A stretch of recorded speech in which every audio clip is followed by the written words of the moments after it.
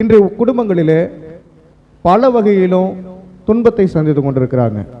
பொருளாதார ரீதியாக பிரச்சனை, பதட்டம், குடும்பத்திலே ஒருவருக்கு ஒருவர் புரியாமையினாலே வருகிற சண்டைகள். அருமையானவர்கள், இதை குறித்து நாம் பார்க்க போகிறோம். சங்கீதம் 127 முழு அதிகாரம். கர்த்தர் வீட்டை கட்டாராகில் அதை கட்டுகிறவர்களின் பிரயாசம் விருதா. கர்த்தர் நகரத்தை காவாராகில் காவலாளர் விழித்திருக்கிறது விருதா. நீங்கள் அதிகாலையில் எழுந்து நேரப்பட வேலையிலே தரித்து வருத்தத்தின் அப்பத்தை சாப்பிடுகிறதும் விருதா. அவரே தமக்கு பிரியமானவனுக்கு நித்திரை அளிக்கிறார். இதோ பிள்ளைகள் கர்த்தரால் வரும் சுதந்திரம், கர்ப்பத்தின் கனி அவரால் கிடைக்கும் பலன். வாழ வயதின் குமாரர் பலவான் கையில் உள்ள அம்புகளுக்கு ஒப்பாய் இருக்கிறார்கள். அவைகளால் தன் அம்பரா துணியை நிரப்பின புருஷன் பாக்கியவான்.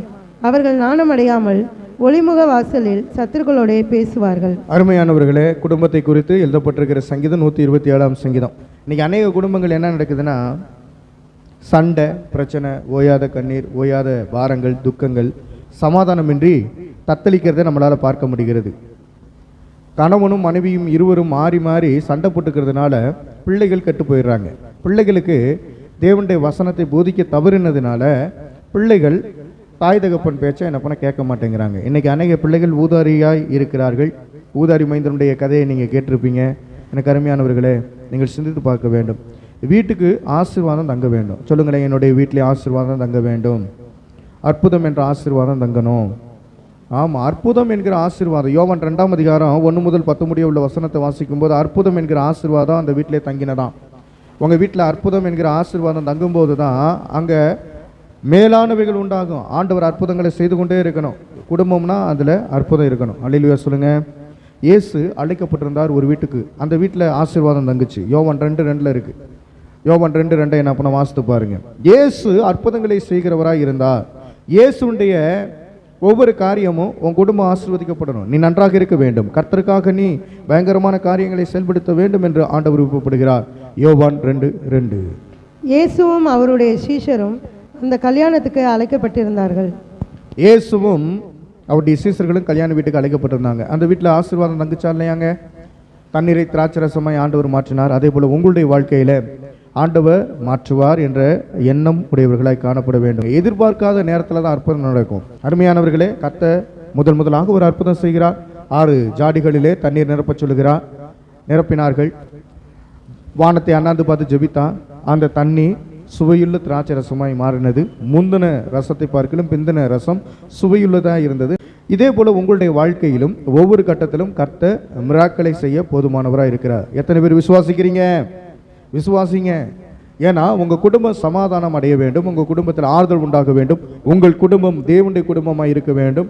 சீசர்களையும் இயேசுவையும் அழைத்த அந்த குடும்பத்தார் பாக்கியவான்களாக இருந்தார்கள். எந்த வீட்டுக்கு இயேசு வந்தாரோ அந்த வீட்டு காரியங்கள் எல்லாம் கர்த்தர் நிறைவாய் ஆசீர்வதிப்பா. நானும் என் வீட்டாரும் என்றால் கர்த்தரை சேவிப்போம் என்று யோசுவா சொன்னார். நீங்க கர்த்தரோடு இசைந்திருந்தால் நீங்க ஆசீர்வதிக்கப்பட்டவர்கள். உங்க குடும்பம் ஆசீர்வதிக்கப்பட்டிருக்கும். அவர் சொன்னபடி அவர்கள் கேட்டார்கள். யோவான் 2 அதிகாரம் 7-8 வசனங்கள்ல நாம் வாசிக்கும் போது இயேசு கிறிஸ்து என்ன சொன்னாரோ அந்த வீட்டாரும் கேட்டார்கள். அங்க இருக்க யாவரும் கேட்டார்கள். வாசிக்கலாம். யோவான் 2 அதிகாரம் 7 மற்றும் 8 வசனம். இயேசு வேலைக்காரரை நோக்கி ஜாடிகளிலே தண்ணீர் நிரப்புங்கள் என்றார். அவர்கள் அவைகளை நிறைய நிரப்பினார்கள். அவர் அவர்களை நோக்கி, நீங்கள் இப்பொழுது மொண்டு பந்தி விசாரிப்புக்காரன் இடத்தில் கொண்டு போங்கள் என்றார். அவர்கள் கொண்டு போனார்கள். வேலைக்காரன் கீழ்ப்படிந்தான் இயேசு கிறிஸ்துவுக்கு. அங்கே இருக்கிறவர்கள் கீழ்ப்படிந்தார்கள். தண்ணியை கொண்டு வந்து ஊத்துறதுக்கு என்ன பண்ண மனிதர்கள் வந்தார்கள். பந்தி விசாரிப்புக்காரனிடத்தில் கொண்டு போய் கொடு அப்படின் போது அதை கொண்டு போய் கொடுத்தார்கள். அல்லேலூயா. இயேசு கிறிஸ்து எதை செய்தாலும் அவருடைய நாமம் விளங்கத்தக்கதாக செய்வா. குறைபட்டு போகாத நன்மை தருவா. குறைபட்டு போயிருக்கீங்களா? குறைவுபட வேண்டாம். அல்லேலூயா. நிறைவான பரிசுத்த ஆவியானவர் உங்கள் இடத்திலே வரும் பொழுது நிறைவான பலன் உண்டாகும். ரட்சிப்பு என்ற ஆசீர்வாதம் உங்களுக்கு ஆண்டவர் கொடுக்க போதுமானவராக இருக்கிறார். ஒரு வீட்டுக்குள்ள ஆண்டவர் வந்துட்டார்னா அந்த வீட்டுக்குள்ள ஆசீர்வாதம் தங்கும்.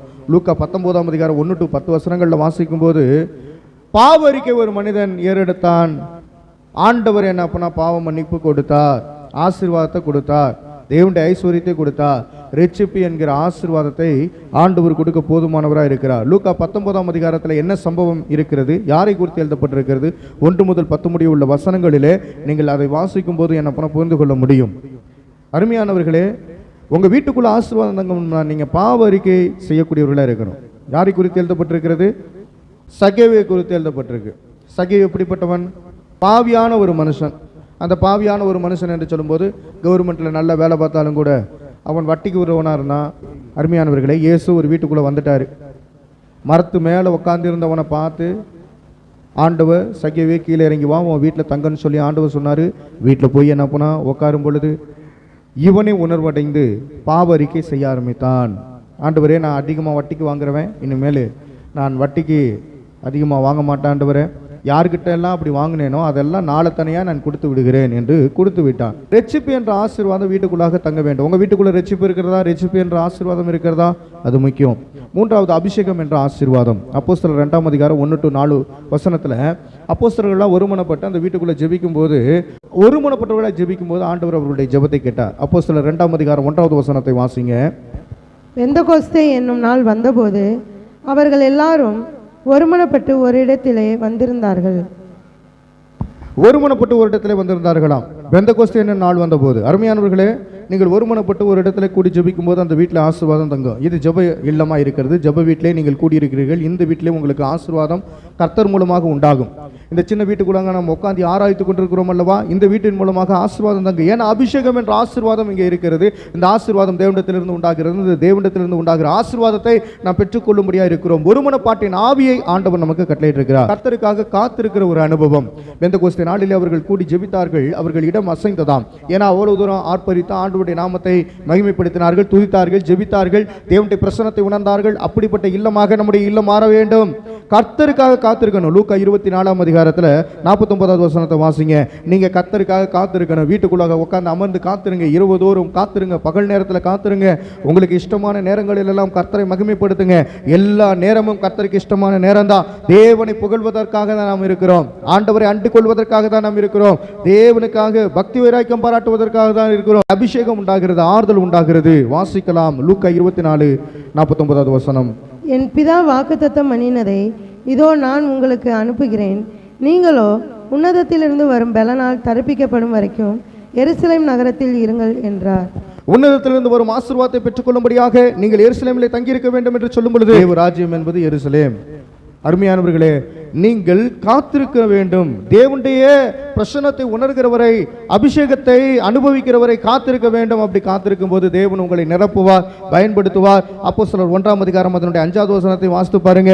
கர்த்தருக்கு காத்திருக்கும் பொழுது அபிஷேகம் என்ற ஆசீர்வாதம் கடந்து வரக்கூடியதாக இருக்கிறது. வாசிக்கலாமா? கர்த்தர் நாம மகிமைப்படட்டும். ஆகையால் நீங்கள் எருசலேமை விட்டு போகாமல் என்னிடத்தில் கேள்விப்பட்ட பிதாவின் வாக்குத்தத்தம் நிறைவேற காத்திருங்கள் என்று கட்டளையிட்டார். பிதாவின் வாக்குத்தத்தம் நிறைவேற காத்திருங்கள் என்று ஆண்டவர் சொன்னார். நீங்கள் கர்த்தருக்காக காத்திருக்கும் போது புது பலன் அடைய முடியும். தேவனுடைய சன்னிதானத்தில் அதிக நேரம் காத்திருங்கள். இரவு படுக்கைக்கு முன்பாக ஜெபித்து விட்டு படுங்கள். இரவு நேரத்தில் என்ன பண்ண, எந்திரிச்சு உட்காந்து கர்த்தருடைய சன்னிதானத்தில் ஜெபம் பண்ணுங்கள். அதிகாலையில் எந்திரிக்கும் பொழுது ஜெபத்தோடு என்ன பண்ண எந்திரிக்க வேண்டும். ஒரு காரியத்தை செயல்படுத்தும் போது ஜெபம் பண்ணும் போது கேட்கிறவராய் இருக்கிறார். நீங்க வீட்டை விட்டு புறப்படும் போது ஒரு ஜெபம், அல்லது வாகனத்தில் போகும்போது ஒரு ஜெபம். அருமையானவர்களே, ஜெபித்து ஜெபித்து ஜெயம் பெற்று அபிஷேகத்தை நிரம்பக்கூடியவர்களாய் மாற வேண்டும். நம்முடைய அனுபவம் ஜெபமாய் இருக்க வேண்டும். ஜெபிக்கிற மனுஷன், ஜெபிக்கிற மனுஷி தேவனுடைய நாமத்தினாலே வெற்றியை மாத்திரமே சுதந்திரித்துக் கொள்ள முடியும். உங்க வீட்டுக்குள்ள ஜெயம் வர வேண்டும் என்றால் நீங்கள் ஜெபிக்கிறவர்களாக காணப்பட வேண்டும். உங்க வீட்டுக்குள்ள ஆண்டவர் தங்க வேண்டும் என்றால், சகேயுவை போல நீங்கள் கர்த்தருக்காக ஒப்பு கொடுத்து பாவ மன்னிப்பை பெற்றுக்கொண்டு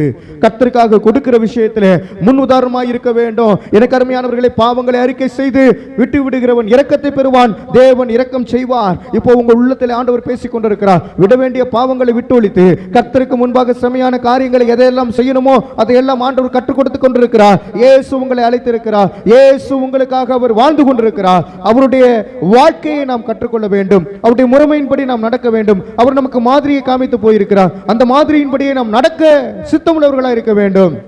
கிறிஸ்து நம்முடைய குடும்பத்திற்கு தலைவராக இருக்கிறார். அந்த தலைவர் என்ன சொல்கிறாரோ அதன்படி கேட்பதுதான் சபையுடைய கடமை, குடும்பத்தினுடைய கடமை, தனிப்பட்ட ஒவ்வொருடைய கடமையா இருக்கிறது. நாம் இதை தவிர்த்து வேற ஒரு காரியத்தை ஃபாலோ பண்ணோம்னா அது பிசாசுக்கு அடிமையாகி விடுவோம். எனவே நம்முடைய குடும்ப தலைவர் இயேசு கிறிஸ்து, எனது தலைவன் இயேசுராஜன் மார்பில் சாய்ந்து சாய்ந்து மகிழ்ந்து மகிழ்ந்திருப்பே, எனது தலைவன் இயேசுராஜன் மார்பில் சாய்ந்து சாய்ந்து மகிழ்ந்து மகிழ்ந்திருப்பே.